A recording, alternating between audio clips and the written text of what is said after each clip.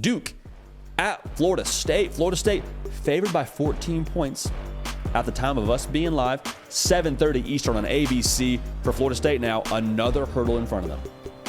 Another hurdle on their way to trying to win an ACC title, which is the mission for them. Make it very, very clear. That is what they're about this year. It is ACC title or bust. No more, oh, we won 9 games, that's good. Oh, we won 10 games, that's good. No. You want to bring home some hardware.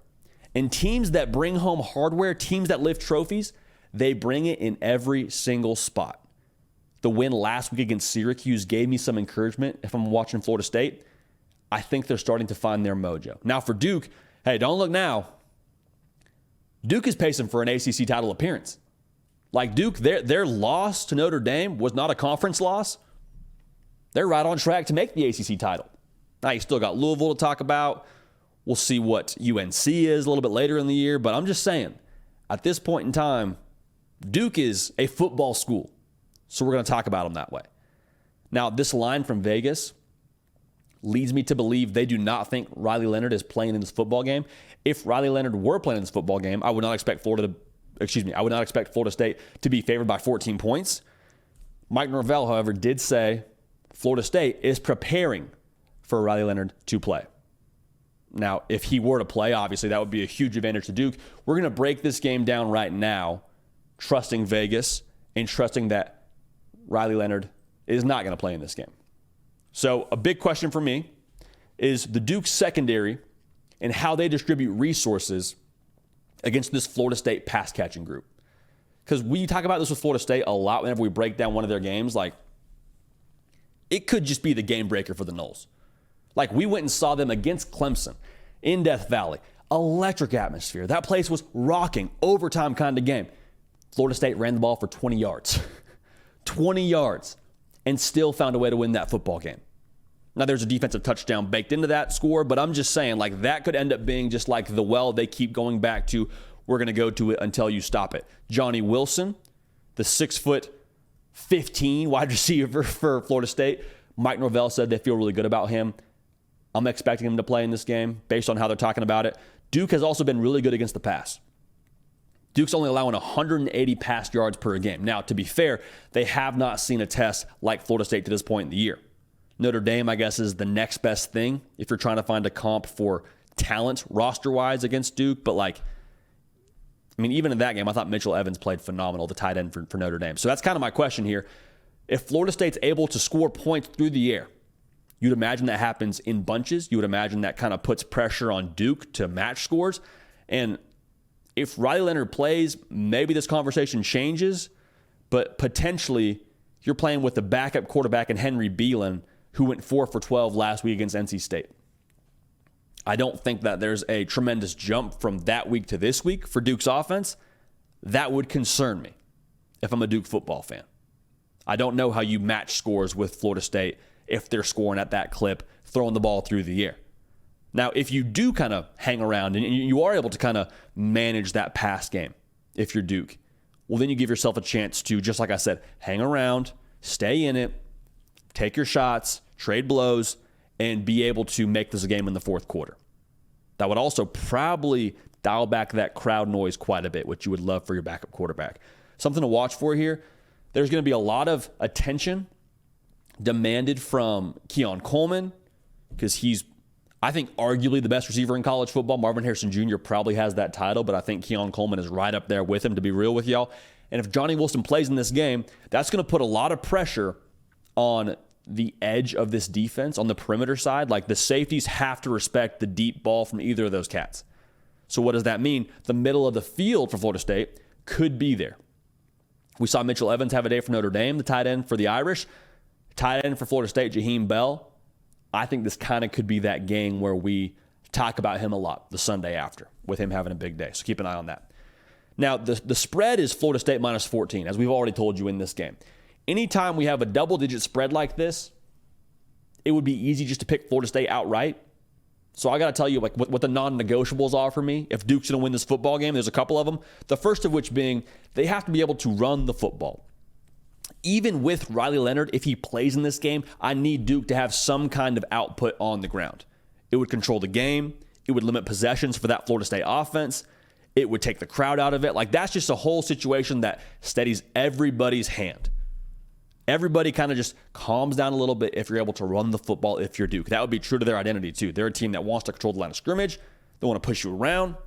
They want to just, as a whole, make you say uncle with how they play smash mouth football. That's exactly who Mike Elko is. Now, on the other side of that, they need to be able to score touchdowns. They need to be able to go touchdowns, not field goals against Florida State. Because we already said it a little bit, like you don't want to get into a situation where you have to match scores with Florida State. If you do get into a situation where you have to match drives with Florida State, I promise you, Florida State's going to get touchdowns. You got to get 7. Has to be a reality. On top of that, cannot turn the football over. So all these things kind of go hand in hand. And I guess like to put a statement on all these non-negotiables for Duke, it's got to be a clean game. It's got to be a clean game. It's got to be a controlled game. Aim small, miss small. Take your shots where you can get them, but as a whole, be physical, play to your strengths. Don't try and play Florida State's game because you're not going to win at Florida State's game. Now, here's the backbreaker for me. In this game, I'm concerned about the momentum that Florida State has right now if I'm Duke. Because Florida State, they are running the football well based on this past weekend, which was one of the things you were worried about if you're Florida State coming out of that Clemson game. They averaged in the Syracuse game 5.5 yards a carry. They got downhill. They did it on the perimeter especially. A lot of perimeter runs for Florida State that hit in a very big way. They ran for almost 200 yards last week. I understand that it was Syracuse. Like, I understand that. I'm not trying to overhype a big win over Syracuse. But Duke is allowing 4 yards a carry. Notre Dame ran for 5 yards a carry against Duke. So with that being said, I just think there's too much firepower offensively for Florida State. I don't trust Duke to score with them. Based on what Vegas is saying, it doesn't sound like Riley Leonard will play in this game. Again, that's based on the line. From what Mike Elko said, it sounds like he's day-to-day. If he does play, that probably changes the conversation a little bit. But even if Riley Leonard does play, I think Florida State's going to score too quickly. And I think that Florida State wins this football game 36-21.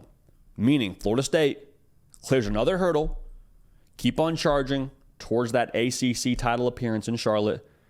This would be a very, very big hurdle to clear. Make no mistake about it. Duke, as much as you want to say about Leonard not playing in this game, or if he is playing in this game, like, this is a ranked football team. This is a good roster. This is a tough football team. Just ask Clemson about it. If they get this win, that'd be one to, feel pretty good about yourself for getting. So we'll watch that one. Be a lot of fun to watch and unpack on Sunday, regardless of the result. I want to tell y'all about HelloFresh because they are, in fact, bringing you the hard count today. So what is HelloFresh? HelloFresh is a meal service where you get farm-fresh, pre-portioned ingredients and seasonal recipes delivered right to your doorstep. All right? Skip trips to the grocery store and count on HelloFresh to make home cooking easy, fun, and affordable, and that's why it's America's #1 meal kit. You got a lot going on in the fall. All right? It's football season. It's football season. Maybe you're going back and forth from, an away game back home. It's Sunday. Shoot, we didn't get groceries. No problem. HelloFresh has got you 40 recipes to choose from every week. Always something delicious from HelloFresh. That much variety. It's a good way to live. More is more. Also, HelloFresh takes the hassle out of mealtime. It can also save you money. HelloFresh is cheaper than grocery store shopping by 25% less expensive than takeout. Okay? That means less stress in your day and more money back in your pocket. So, for me, I actually get home before my wife fairly often. She works a little bit later than me, so I come home, I make dinner. HelloFresh, having the ingredients already prepped out for us, able to just put it together, put it in the oven, no problem, simple, easy. Not the trip to the grocery store or having to do takeout, having that ready for her when she gets home. Fellas, I'm telling you, difference maker. So dial in with HelloFresh. Never going to be wrong when you go with HelloFresh. Here's the deal. Go to HelloFresh.com and HelloFresh.com/50JD. Use code 50JD for 50% off plus free shipping.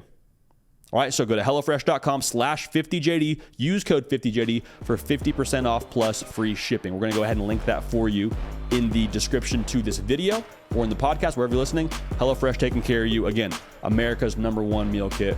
We appreciate them taking care of y'all, taking care of us. Hey y'all, thanks so much for watching. Subscribe to the channel here to make sure you don't miss an episode of The Hard Count. Also be sure to check out other videos on the On3 YouTube channel.